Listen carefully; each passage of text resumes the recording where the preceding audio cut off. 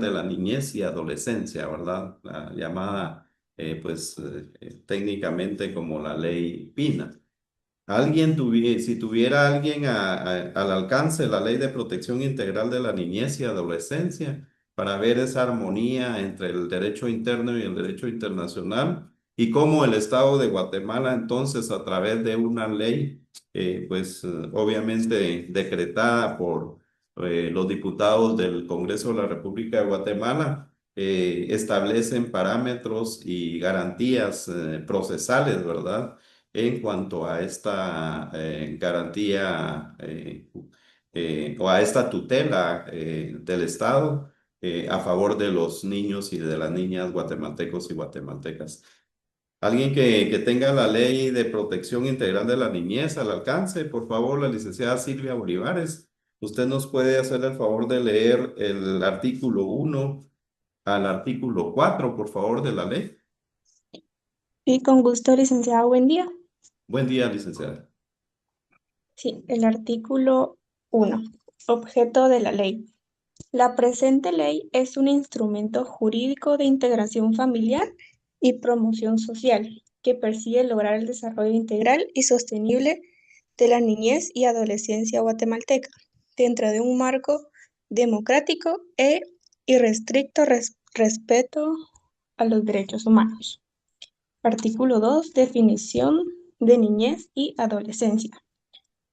Para los efectos de esta ley se considera niño o niña a toda persona desde su concepción hasta que cumple 13 años de edad y adolescente a toda aquella desde los 13 hasta que cumple 18 años de edad. Artículo 3. Sujeto de derechos y deberes.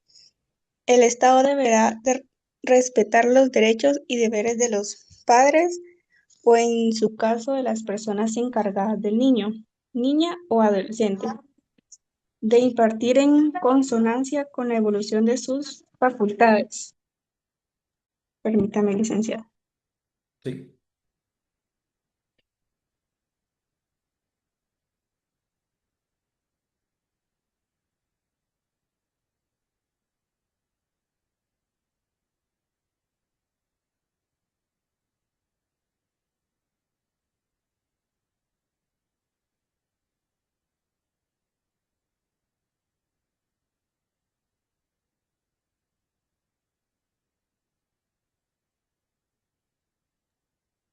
Perdón, Eli, continúo.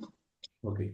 La presente ley y demás leyes internas, los tratados, convenios, pactos y demás instrumentos internacionales en materia de derechos humanos aceptados y ratificados por Guatemala, sin más restricciones que las que establece la ley, cuya interpretación no será extensiva.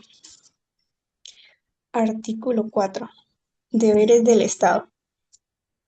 Es deber del Estado promover y adoptar las medidas necesarias para proteger a la familia jurídica y socialmente, así como garantizarle a los padres y tutores el cumplimiento de sus obligaciones en lo relativo a la vida, libertad, seguridad, paz, integridad personal, salud, alimentación, educación, cultura, deporte, recreación y convivencia familiar y comunitaria de todos los niños y niñas adolescentes.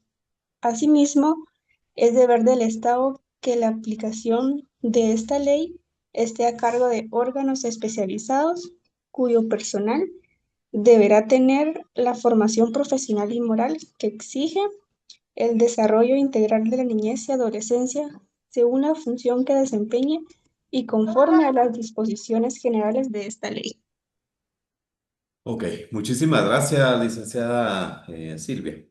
Bueno, como podemos ver en esta ley de protección integral de la niñez y adolescencia, pues primero es un instrumento jurídico de integración familiar y promoción social. Eso es importante. La ley persigue con su regulación misma esa integración familiar y promoción social. con el objetivo de lograr el desarrollo integral y sostenible de la niñez y de la adolescencia. Y luego nos aclara cómo, desde el punto de vista jurídico, a quién se le considera niño o niña y a quién se le considera adolescente. Y establece que para efectos de la ley, ¿verdad? Para el efecto del ordenamiento jurídico vigente en Guatemala, se considera niño o niña a toda persona desde su concepción. Si nos damos cuenta, aquí tiene ya la concordancia, ¿verdad? Que el Estado de Guatemala reconoce los derechos del niño y de la niña desde su concepción. Y esto lo hemos venido analizando y socializando con la Convención Interamericana sobre Derechos Humanos. La misma Constitución Política establece ese extremo y, por supuesto, el Código Civil también recoge eh, eh, eh, ese ordenamiento jurídico, ¿verdad? En cuanto a que los derechos del niño y de la niña se respetan o prevalecen desde la concepción. Eso es importante. Y entonces el niño o la niña desde su concepción hasta que cumple 13 años, pues se considera niño o niña. Esa es pregunta de examen. Y luego se considera adolescente dentro del ordenamiento jurídico vigente a toda aquella persona, ya sea dama o caballero, desde los 13 hasta que cumple 18 años de edad. Entonces ahí ya tenemos una separación en cuanto a quién se le considera niño, a quién se le considera niña y a quienes se les considera adolescentes, ¿verdad? De hecho, el mismo título de la ley es Ley de Protección Integral de la Niñez y de la Adolescencia. Bueno.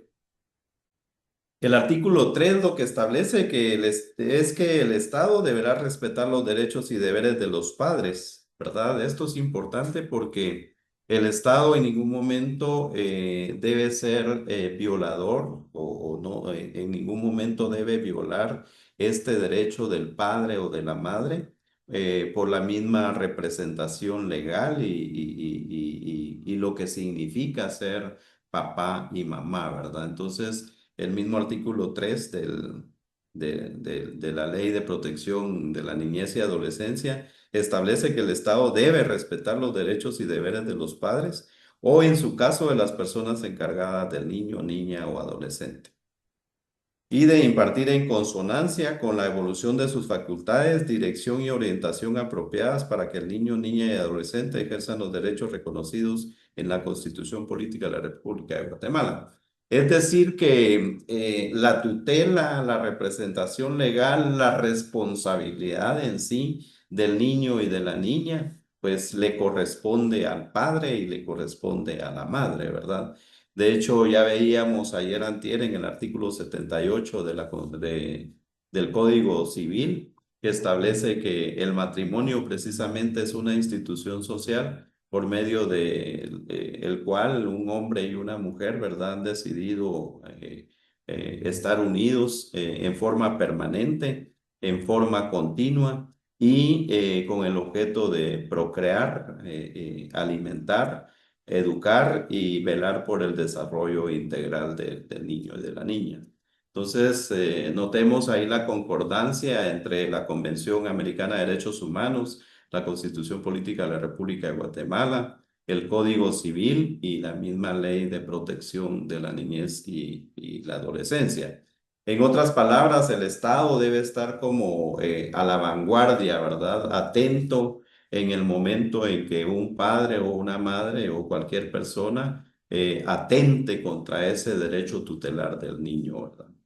Entonces, ya decía la licenciada anteriormente cuáles son esos derechos, ¿verdad? Según la Convención de Protección hacia los niños, ¿verdad? En cuanto a que tienen derecho, obviamente, a la vida, a la salud, a la seguridad, a la alimentación, a que se les proteja cuando esa minoría de edad está vulnerable, ¿verdad?, a cualquier situación que atente con esos mismos derechos, a la vida, a la libertad, a la alimentación, a la salud. Pues es conocido que muchos padres y muchas madres pues atentan contra esos derechos de los niños y de la niña, ¿verdad?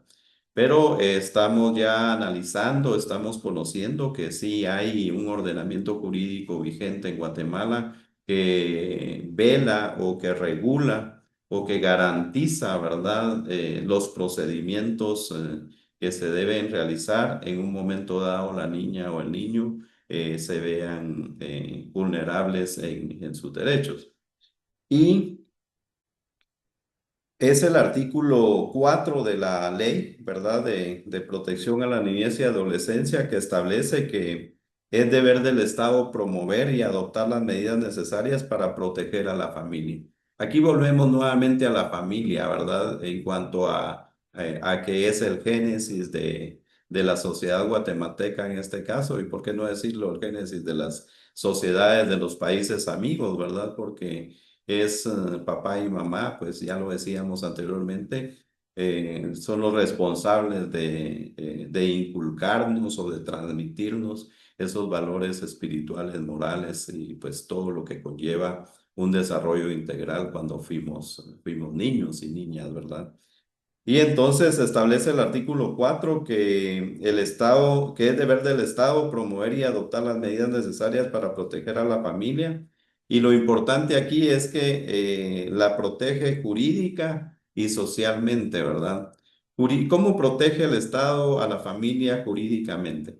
Pues precisamente a través de las leyes, a través de los códigos, a través de esos convenios internacionales que acepta, ratifica y finalmente el Congreso de la República los aprueba para su cumplimiento, ¿verdad? Entonces, y socialmente, pues es obvio que desde el punto de vista social, pues genera la educación a nivel nacional, por ejemplo, ¿verdad?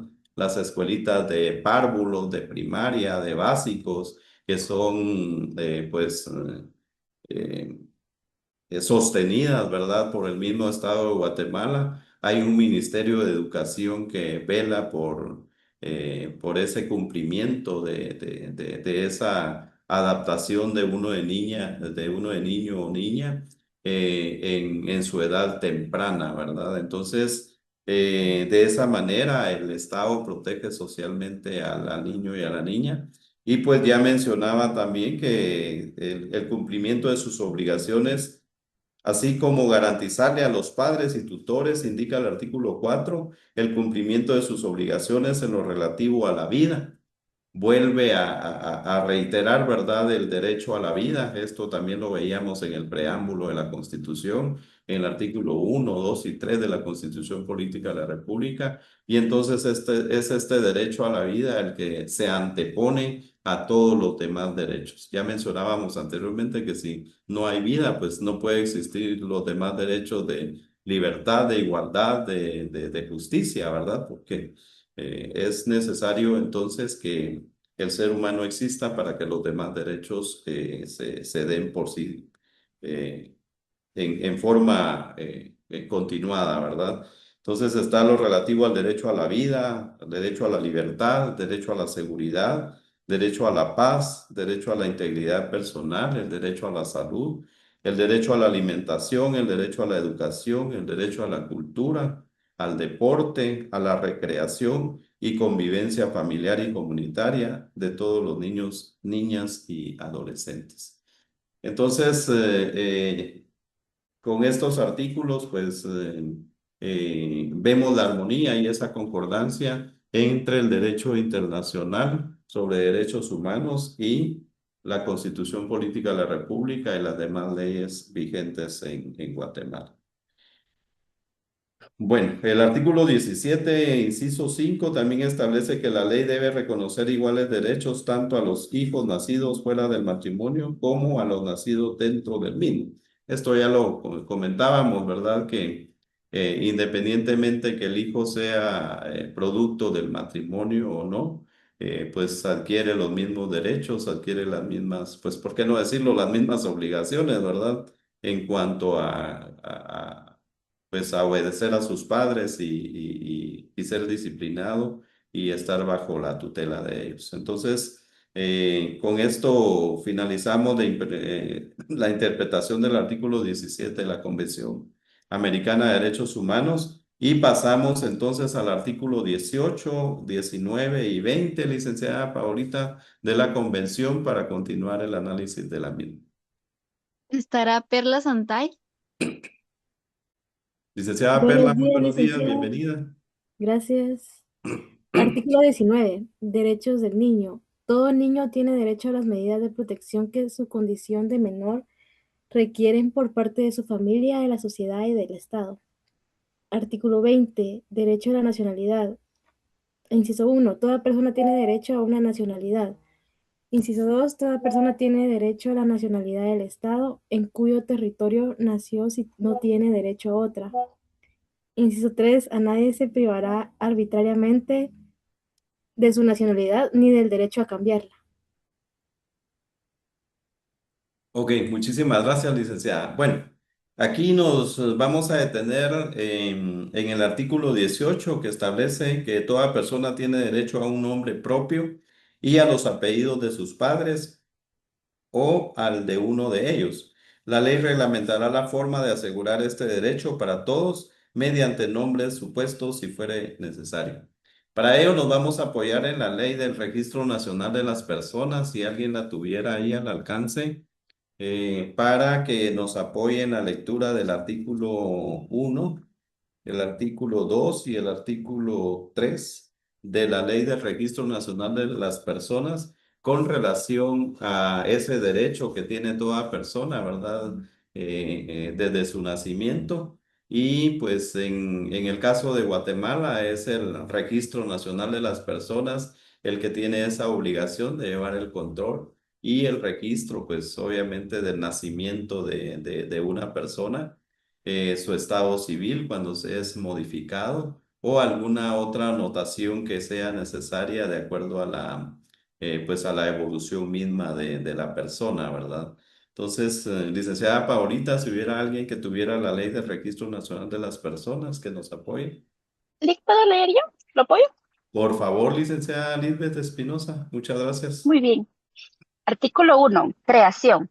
Se crea el Registro Nacional de las Personas en adelante, RENAP, como una entidad autónoma de derecho público, con personalidad jurídica, patrimonio propio y plena capacidad para adquirir derechos y contraer obligaciones. La sede del RENAP está en la capital de la República. Sin embargo, para el cumplimiento de sus funciones, deberá establecer oficinas en todos los municipios de la República. Podrá implementar unidades móviles en cualquier lugar del territorio nacional y en el extranjero, a través de las oficinas consulares. Artículo 2. Objetivos. El RENAP es la entidad encargada de organizar y mantener el registro único de identificación de las personas naturales, inscribir los derechos y actos relativos a su estado civil, capacidad civil y demás datos de identificación, desde su nacimiento hasta la muerte, así como la emisión del documento personal de identificación. Para tal fin, implementará y desarrollará estrategias técnicas y procedimientos automatizados que permitan un manejo integrado y eficaz de la información, unificando los procedimientos de inscripción de las mismas. Artículo 3.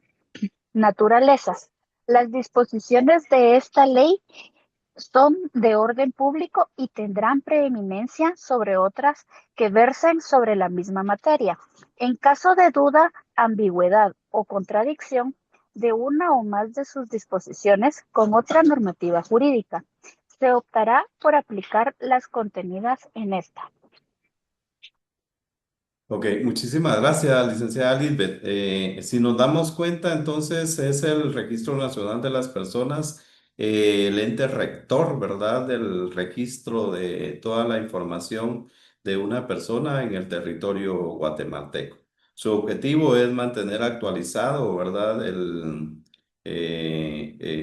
estado mismo de la persona, aquí ya indica desde su nacimiento hasta la muerte.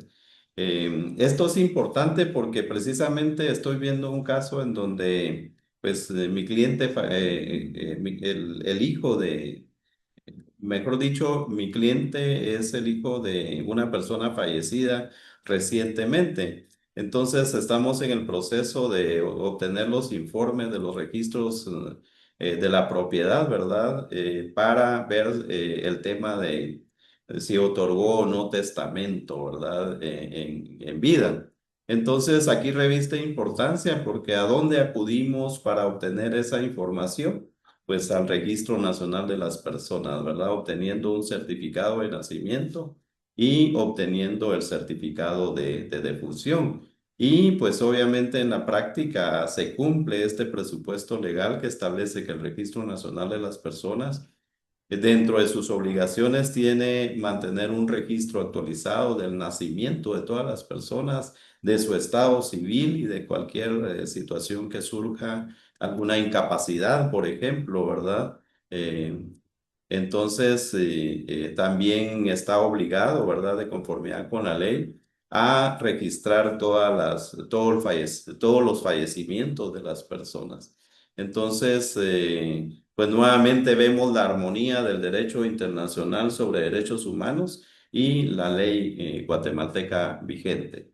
También para ello nos vamos a apoyar en el Código Civil. Licenciada Paolita, si alguien tiene al alcance el Código Civil, para ir analizando también cómo inicia la personalidad, ¿verdad? Civil de una persona y cómo el Código Civil guatemalteco pues también recoge regulación jurídica importante para mantener ese control efectivo y pues cumplir, ¿verdad?, con esa obligación. O sea, en otras palabras, no puede existir una persona, ¿verdad? O no debe existir una persona si no está en el territorio guatemalteco, hablemos del estado de Guatemala en este momento, sin estar registrada previamente en el Registro Nacional de las Personas su nacimiento. Porque ya mencionaba anteriormente, son los certificados emitidos por el Registro Nacional de las Personas, por medio de los cuales uno acredita, ¿verdad? Primero, la existencia de la persona misma. Segundo, la fecha de su nacimiento. Tercero, quiénes son los padres de familia. Y pues son datos importantes inherentes a la persona.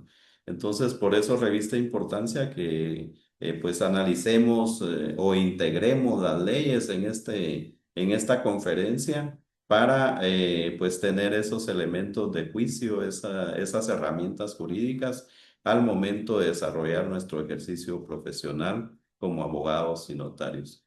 Entonces, licenciada Paola, si fuera tan amable, alguien que nos apoye en leer el artículo 1, 2 y 3 y 4 del Código Civil, por favor.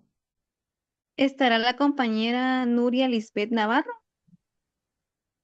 Licenciada Nuria, muy buenos días, bienvenida, por favor.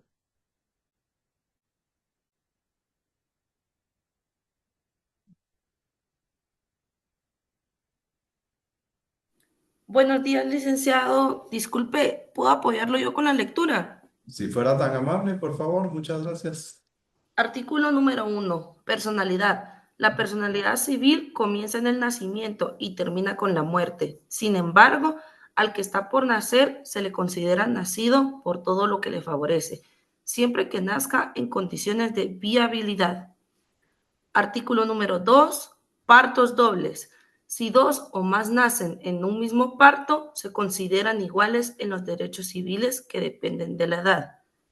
Artículo número 3. Como herencia. Si dos o más personas hubiesen fallecido de modo que no se pueda probar cuál de ellas murió primero, se presume que fallecieron todas al mismo tiempo, sin que se pueda alegar transmisión alguna de derechos entre ellas. Artículo 4. Identificación de la persona. La persona individual se identifica con el nombre con que se inscriba su nacimiento en el registro civil. el que se compone del nombre propio y del apellido de sus padres casados o de sus padres no casados, que lo hubieran reconocido. Los hijos de madre soltera serán inscritos con el apellido de esta. Los hijos de padres desconocidos serán inscritos con el nombre que les dé la persona o institución que los inscriba. En el caso de los menores ya inscritos en el registro civil con un solo apellido, la madre a quien ejerza la patria potestad podrá acudir nuevamente a dicho registro para ampliar la inscripción correspondiente, para inscribir los dos apellidos. Ok, muchísimas gracias, licenciada Andrea.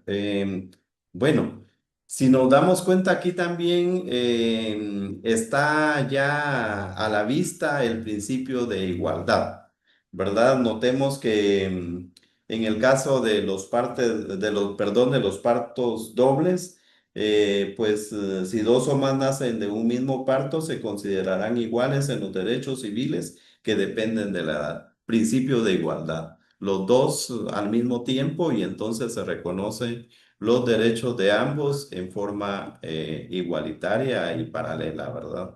Y lo mismo sucede en el caso de la comorencia, ¿verdad? En cuanto a que si no se sabe entre dos personas, ¿verdad? Que hayan fallecido, si no se sabe exactamente quién murió primero y quién murió después, entonces también prevalece el principio de igualdad en cuanto a que se consideran que fallecieron al mismo tiempo.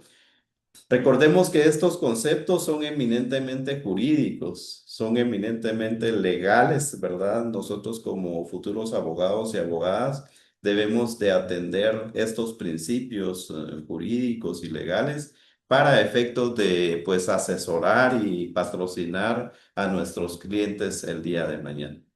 Hablábamos anteriormente que pues en la sociedad obviamente van a haber criterios, unos a favor, otros en contra, en cuanto a un caso concreto. Sin embargo, nosotros somos como que los garantes, ¿verdad?, de la interpretación del derecho guatemalteco, y es entonces donde acudimos a las leyes para hacer como que esa buscar el punto medio, ¿verdad? Y dar una asesoría correcta a las personas que en un momento dado están en contradicción de criterios. El abogado entonces, o la abogada, su función principal en un momento determinado donde hay conflicto, primero es la asesoría, ¿verdad? Pero esa asesoría es basada en la ley.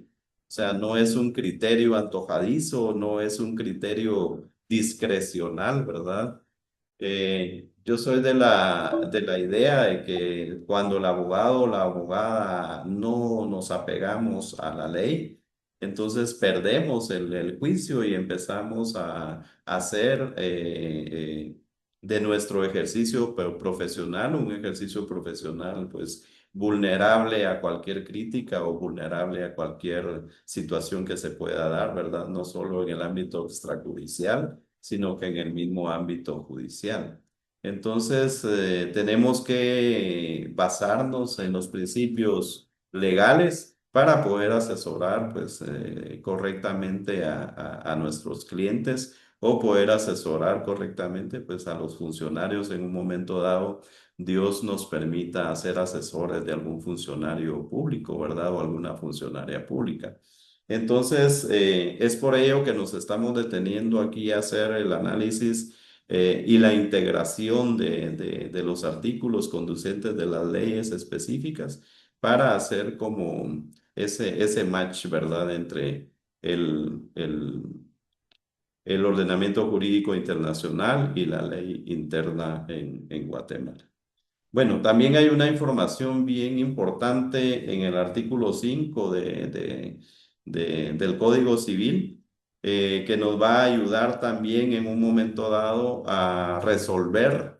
Esto se resuelve en la vía extrajudicial, y es la identificación de persona, ¿verdad? Cuando una persona acostumbra a usar uno y otro, dos, tres, cuatro nombres, entonces hay una forma legal de resolverlo, y es a través de la identificación de persona, ¿verdad? Esto ya es como un caso extraordinario cuando pues una persona usa dos, tres, cuatro nombres simultáneamente y en situaciones jurídicas concretas, en procesos jurídicos concretos, se necesita tener, y vuelvo al Registro Nacional de las Personas, la certeza jurídica del nombre de la persona o los nombres de las personas a través del certificado de nacimiento extendido por el RENAM.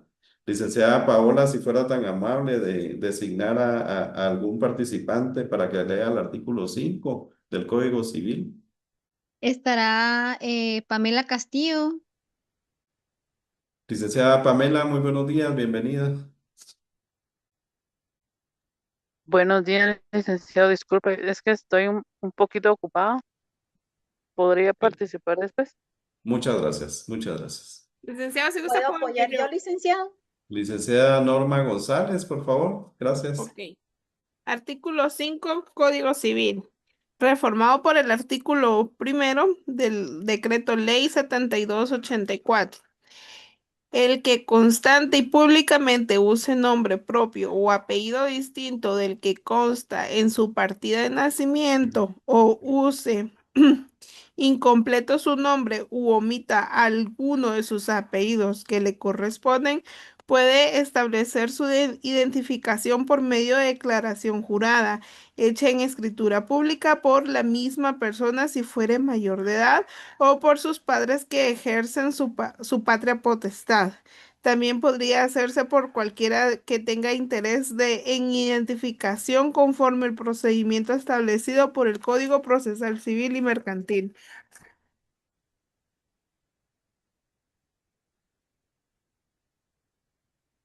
Ok, hay un párrafo adicional.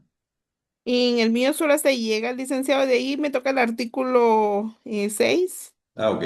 En este código que yo tengo a la vista, no sé por qué, aparece la presencia o ausencia de tilde en un nombre, no lo hace distinto y por lo tanto no implica la necesidad de establecer identificación, otorgar cambio de nombre o realizar trámite, corrección o modificación alguna. O sea, la tilde, la inexistencia o la presencia de la tilde, pues no conlleva la necesidad de la identificación de la persona, ¿verdad? Entonces, esto también es importante porque lo que ya mencionaba, ¿verdad? Cuando una persona usa dos o tres nombres, pues, y necesita acreditar ese extremo ante cualquier persona individual o jurídica, pues debe de cumplir este procedimiento, ¿verdad? A través de una declaración jurada en escritura pública que ustedes el día de mañana van a estar facultados para autorizar este tipo de escrituras públicas como notarios. Entonces, pues ya el Código Civil establece cómo resolverlo, ¿verdad? Y por la importancia que tiene también el cambio de nombre. Por favor, licenciada Paola, alguien que lea el artículo 6 y el artículo 7. Sí, Yo licenciado. puedo apoyar, Estará. licenciado. Perdón, licenciado Jeremy Josué, por favor, si fuera tan amable. Correcto. Gracias, licenciada Paulita, muy amable. El cambio de nombre, artículo 6. Las personas no pueden cambiar sus nombres sino con autorización judicial. La persona a quien perjudique un cambio de nombre puede oponerse a la pretensión del solicitante en la forma que dispone el Código Procesal Civil y Mercantil. Artículo 7. En los casos a que se refieren los artículos anteriores, la alteración se anotará al margen de la partida de nacimiento. La identificación y el cambio de nombre no modifican la condición civil del que la obtiene ni constituye prueba alguna de la afiliación. Ok, muchas gracias, licenciado Jeremy. Bueno, el cambio de nombre, entonces, aquí hay una información bien importante. La primera es que la identificación de persona la va a poder autorizar usted a través de una escritura pública, ¿verdad? Tomando la declaración bajo juramento de la persona que así lo requiera. Sin embargo, en el caso del cambio de nombre, el mismo Código Civil establece que debe de ser en la vía judicial. O sea, tiene que ser un juez competente el que declare el cambio de nombre. Sin embargo, hay un procedimiento también en la ley de jurisdicción voluntaria que establece un procedimiento alternativo. Pues obviamente es un procedimiento bastante prolongado. Aquí hay publicaciones en los diarios, en el diario oficial y en otros de mayor circulación. Entonces, también puede hacerse en la vía extrajudicial, pero es un proceso bastante prolongado, ¿verdad? Entonces, notemos que sí, la persona puede usar 2, 3, 4 nombres, pero deben estar registrados en el Registro Nacional de las Personas. Y por supuesto, puede cambiarse el nombre, ¿verdad? Pues a través del procedimiento establecido en el Código Procesal Civil y Mercantil. Dicho sea de paso, es también en la vía de la jurisdicción voluntaria, ¿verdad? Pero judicial. Y puede hacerse en la vía extrajudicial, ¿verdad? A través del procedimiento establecido en la ley de jurisdicción voluntaria. Continuamos analizando el tema, el artículo 8 del Código Civil, licenciada Paolita, por favor. Sí, licenciado, ¿estará Fernanda Sofía Lucero Reyes? Por favor, Sí, licenciado. Artículo 8. Capacidad. La capacidad para el ejercicio de los derechos civiles se adquiere por la mayoría de edad. Son mayores de edad los que han cumplido 18 años. Los menores que han cumplido 14 años son capaces para algunos actos determinados por la ley.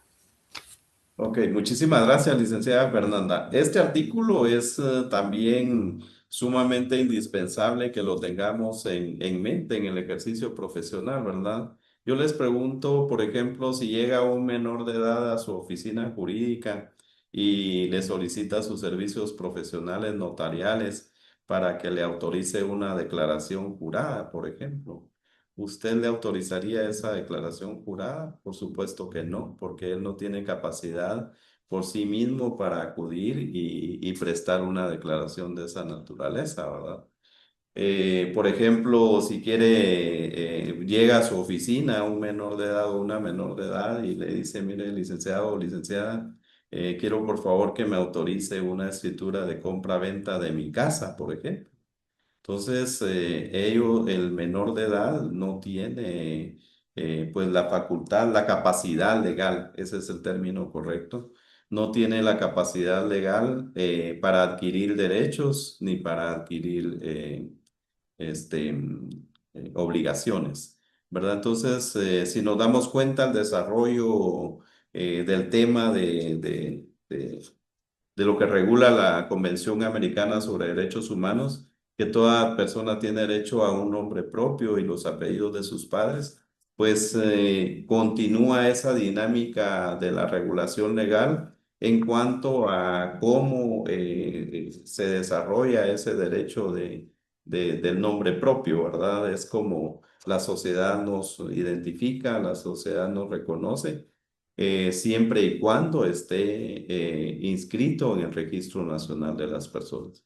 En su oportunidad, cuando se dio el cambio, recuerden ustedes, o si no algunos no lo recuerdan o no lo sabían, pues anteriormente que existiera o que naciera la vida jurídica, el Registro Nacional de las Personas, pues eran las municipalidades de cada municipio, ¿verdad? Las que tenían bajo su responsabilidad la inscripción del nacimiento y todas las modificaciones en el registro de los datos de las personas.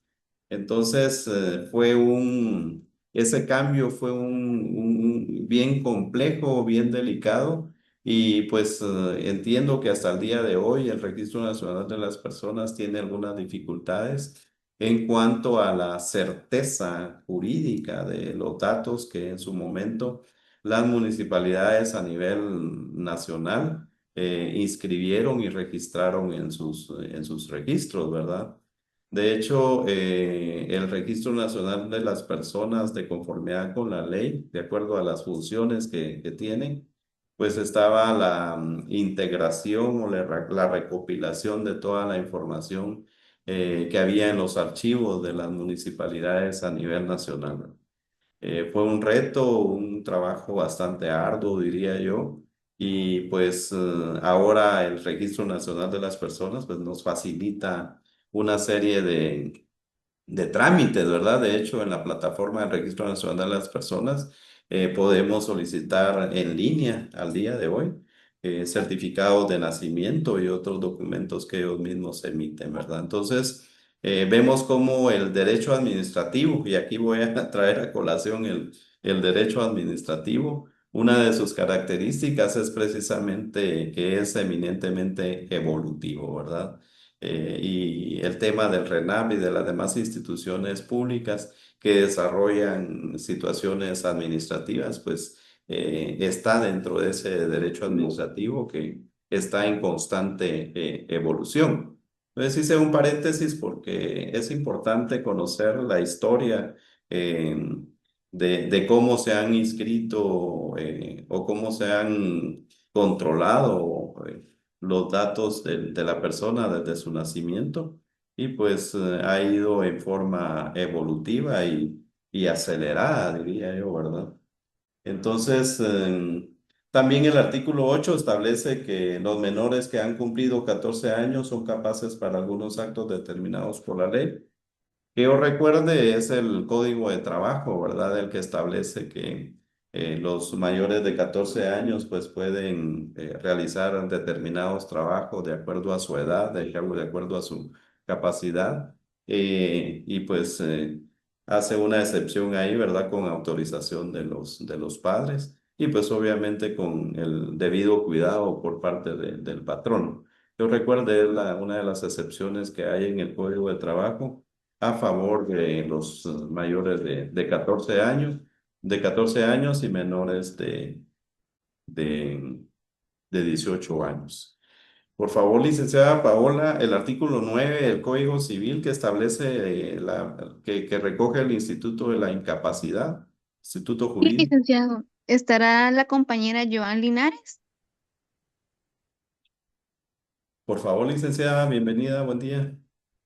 Licenciado, buenos días. Fíjese que voy manejando. Muy bien, muchas gracias. Gracias, licenciado. Muy amable. ¿Algún voluntario? ¿Voluntaria?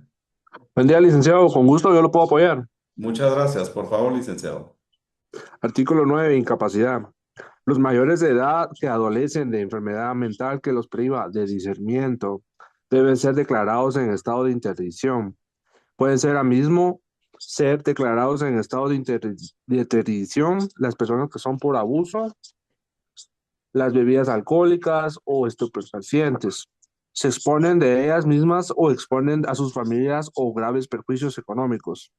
La declaratoria de interdicción produce, desde la fecha en que sea establecida la sentencia firme, incapacidad absoluta de la persona para el ejercicio de sus derechos, pero los actos anteriores a tal declaratoria pueden ser anulados si se probare que la incapacidad existía notarialmente en la época en que se verificaron. Con gusto, licenciado. Muchas gracias, licenciado César. Gracias, gracias. Fíjense que este instituto jurídico es bien importante porque en la práctica, ya en el ejercicio profesional, por ejemplo, cuando se da un divorcio, ya sea voluntario o por causa determinada, los jueces cuidan mucho este tema. Cuando las personas que se divorcian tienen algún hijo o alguna hija con alguna incapacidad, o sea, que se ha declarado su incapacidad por cualquier circunstancia, ya decíamos, por enfermedad mental que los priva de discernimiento o por el mismo abuso de bebidas alcohólicas. Entonces le imponen una obligación al responsable, en este caso obviamente va a ser en su mayoría el padre de familia, para seguir alimentándolo, ¿verdad? Imponen una obligación de pensión alimenticia por la misma incapacidad que la persona tiene. independientemente, y esto es importante también, independientemente que sea menor de edad o mayor de edad. Aunque tenga la mayoría de edad, o sea, mayor de 18 años, pues la persona responsable, el padre, o sea, la madre, tiene la obligación de seguir alimentando, por lo regulado en este artículo 9 del Código Civil. Bueno, continuamos. Qué rápido se pasó la hora a ustedes. Qué importante la participación de ustedes porque eso dinamiza ahí la conferencia. Bueno, por respeto al tiempo de ustedes, ¿verdad? Para que continúen realizando sus quehaceres, el trabajo y pues el viaje o lo que estén realizando. Yo me voy a detener acá. Muchísimas gracias por su participación. Muchas gracias por estar atentos a la clase. Que Dios los bendiga muchísimo y que tengan un día excelente. Un fuerte abrazo para todos y todas. Buenos días, Licenciado. licenciado. Molestándolo, ¿será que podrían enviar nuevamente la asistencia? Si ahora se me sacó de la clase justamente cuando iba a finalizar, ya no lo logré Ahorita se obtener. lo voy a decir, compañera, no se preocupe. Gracias, licenciada, muy amable. Disculpa, ¿qué tema le ponemos? Ahí lo puse en el chat, es análisis de los derechos del niño y por favor agregar una breve resumen de lo que dijo el licenciado, así se les tomará en Gracias. cuenta la asistencia. Bueno, para servirles.